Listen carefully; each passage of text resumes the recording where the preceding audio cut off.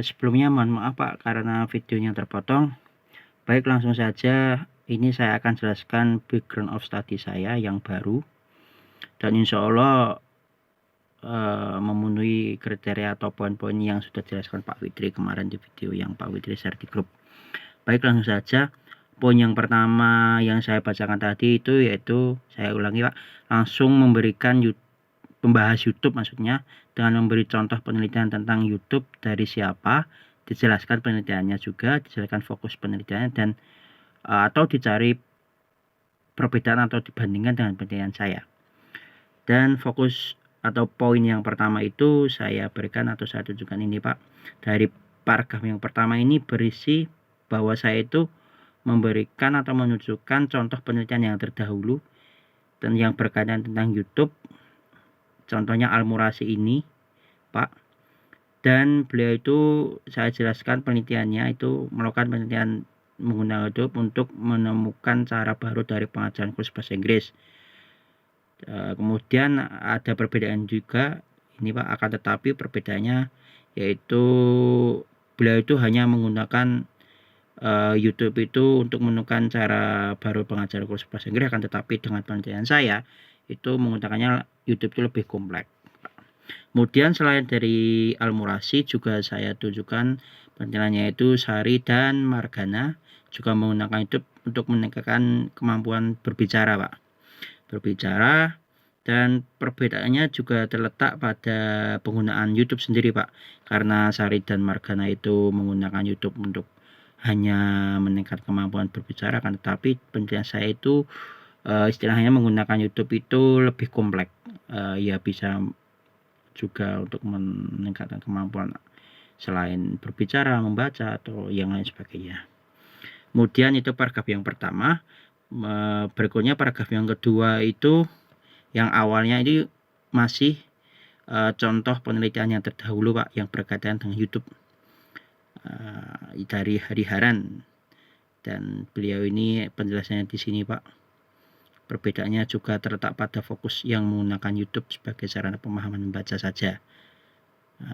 Kemudian poin yang kedua Pak, yaitu merubah semua opini saya menjadi scientific research yang didukung referensi penelitian yang berkaitan dengan topik saya, untuk sebagai backup opini saya, supaya tulisan saya atau di background saya itu tidak sekedar omongan saya sendiri, tidak sekedar pendapat saya sendiri seperti background yang sebelumnya. Ya, di sini saya berikan sebuah contoh yang termasuk dalam paragraf yang kedua Pak. Di sini poin yang kedua itu, hal tersebut menjelaskan bahwa pentingnya pemilihan media pendukung dalam proses pembelajaran. Sampai pembelajaran ini adalah opini saya. Akan tetapi saya berbicara seperti ini karena didukung oleh perkataan atau istilahnya penjelasan dari Berhasan Anas dalam penelitiannya yang berkata pemilihan media dapat berpengaruh pada tingkat pemahaman mahasiswa terhadap materi yang diajarkan. Dari penjelasan beliau, Berhasan Anas, saya dapat menyimpulkan bahwa hal tersebut menjelaskan bahwa pentingnya pemilihan media pendukung dalam proses pembelajaran. Begitu Pak. Karena opini saya, insya Allah ini saya taruh di atas, tetapi setelahnya itu saya berikan referensi Pak, dari penelitian yang berkaitan dengan topik saya, akan tetapi bukan hanya sekedar saya tempel-tempel saja, bukan hanya sekedar referensi dan kutipan dan lain sebagainya saja, akan tetapi saya juga berikan contoh konkret bahwa beliau itu atau yang meneliti itu mengatakan sesuai dengan opini saya atau yang berkaitan dengan opini saya sebagai backup dari opini saya Pak, supaya menjadi scientific research bahasa saya. Begitu Pak. Lanjut ke ini masih sama Pak, yang seperti merubah opini menjadi scientific research dari Arsad dan dari Calbertus ini Pak.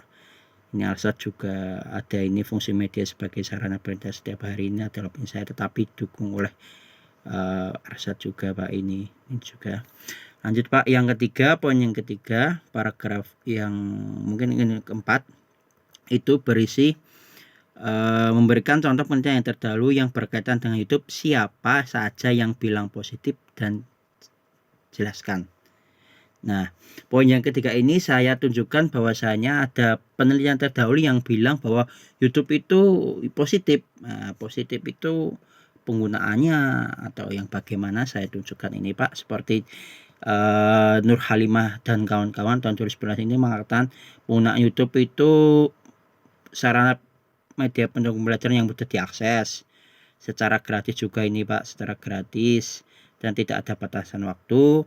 Dan dari penjelasan beliau Nur Halimah ini dapat disimpulkan bahwa beliau itu berkata poin positif dari penggunaan YouTube sebagai sarana belajar mahasiswa di zaman sekarang. Selain itu juga ada Arsyad 2011 yang mengatakan juga, ini mohon maaf, ini referensi Pak, mohon maaf, ini maksud saya penelitian lain seperti Yokji ini juga mengatakan positif terhadap penggunaan YouTube sebagai media pendukung pembelajaran, karena di dalam YouTube itu mempunyai faktor penting yang dapat dimanfaatkan oleh guru untuk menekan motivasi efektif dan kognitif peserta didik, begitu Pak.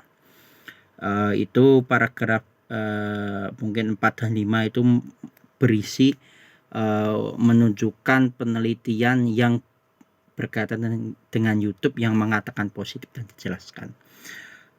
Lanjut Pak, mungkin ini paragraf yang ke-6 ya Pak ya. Poin keempat Pak, itu memberikan penjelasan mengenai pentingnya penggunaan YouTube sebagai sarana belajar.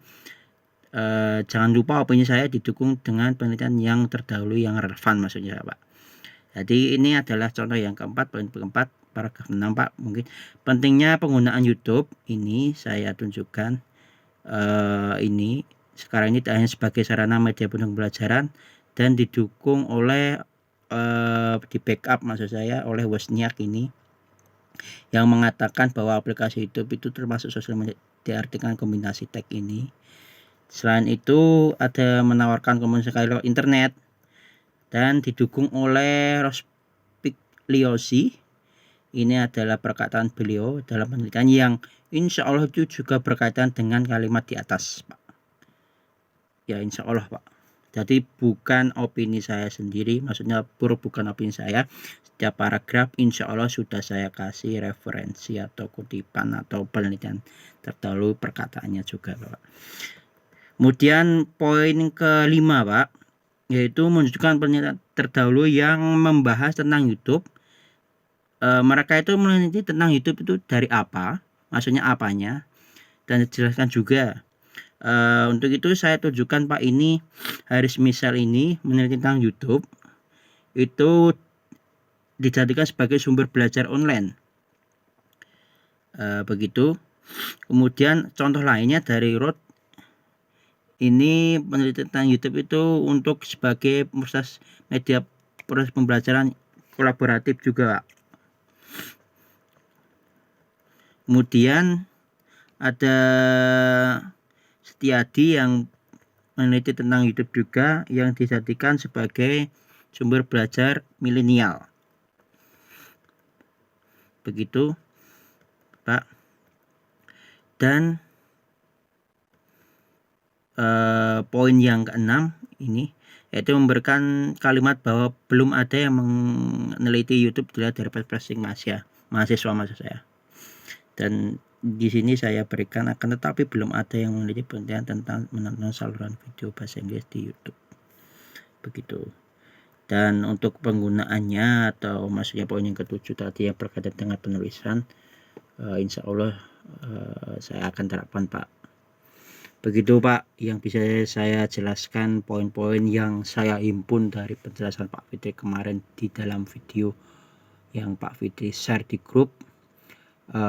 Semoga dan saya berharap tulisan background of study saya yang ini sesuai dengan harapan atau sesuai dengan poin-poin yang Pak Fitri inginkan istilahnya, atau yang sesuai dengan apa yang Pak Fitri arahkan. dan semoga juga ini menjadi revisi background of study saya yang terakhir, dan lanjut ke bab 4 dan 5 untuk mengambil data atau membuat bab 4 dan 5. Begitu Pak yang bisa saya jelaskan, sampaikan. Dan selain itu saya juga memohon maaf bila mana ada penjelasan saya yang istilahnya perkataan saya yang kurang pas atau kurang sesuai dengan apa yang telah Pak Fitri sampaikan di video kemarin. Saya memohon maaf untuk itu, karena mungkin tapi tetap ada kesalahan dari perkataan saya, dan saya mohon maaf Pak bila mana ada kesalahan tersebut yang datanya dari saya pribadi sendiri. Yang bisa saya jelaskan seperti itu Pak, dan insya Allah file ini saya akan kirimkan ke Bapak dan bisa Bapak teliti, dan tentunya yang saya harapkan itu adalah feedback Bapak mengenai background of study saya yang baru. Terima kasih Pak. Yang bisa saya sampaikan seperti itu. Terima kasih. Assalamualaikum warahmatullahi wabarakatuh.